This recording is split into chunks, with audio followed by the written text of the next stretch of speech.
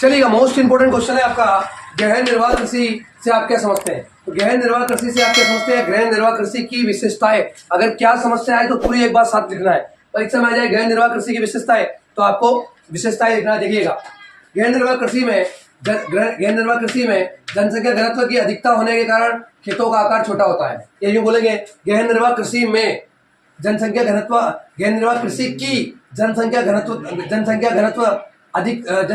में अधिकता होने के कारण, जनसंख्या घनत्व में अधिकता होने के कारण खेतों का आकार क्या होता है, छोटा होता है। खेतों का आकार कैसा होता है, छोटा होता है। दूसरा पॉइंट, गहन निर्वाह कृषि में क्या कि गहन निर्वाह कृषि के कार्य में किसान अपने पूरे परिवार के साथ लगा रहता है। गहन निर्वाह कृषि में क्या होता है कि जो हमारा किसान है वो पूरे परिवार के साथ उसको काम करना पड़ता है। क्या गब्बर भाई, उसके बाद गहन निर्वाह कृषि जो होती है उसमें मानव श्रम बड़े पैमाने पर, तो बोलना है कि गहन निर्वाह कृषि में मानव श्रम की बड़े पैमाने पर उपयोग किया जाता है।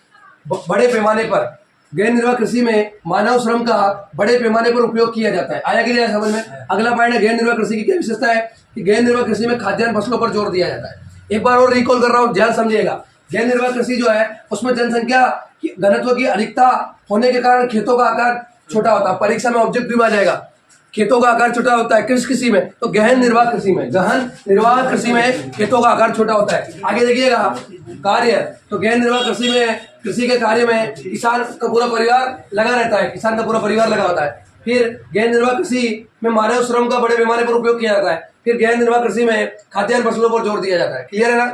इसके बाद नेक्स्ट क्वेश्चन में समझाऊंगा, अभी इस क्वेश्चन को आप रेडी कर लीजिए। चलिए, चैनल को लाइक कीजिए, शेयर कीजिए, सब्सक्राइब कीजिए। Thank you so much.